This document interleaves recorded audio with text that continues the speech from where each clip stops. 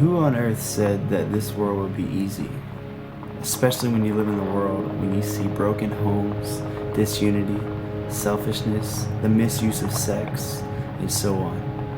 On television, you have these shows that make people believe that the parties, the drugs, the sex, it's all part of a normal life.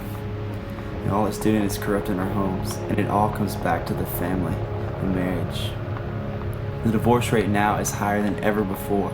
In the United States alone, it's at a rate of 45 to 50%. That meaning 1 out of every 2 couples is going to end up divorced.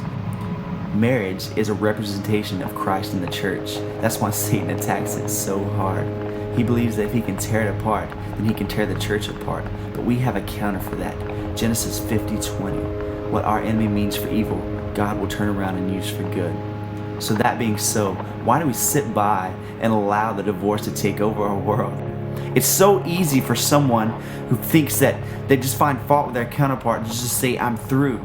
The words we say at the altar are not just some special password to a special club of marriage. They're not just empty words floating through the air. They're a covenant. It's a promise that you are making, not only with yourself, but your partner.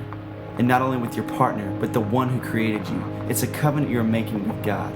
The Bible says, what God puts together, let no man tear apart. So now we need to get back to the beginning, back to what God intended in the first place. Get our homes in order, fixing our family's core.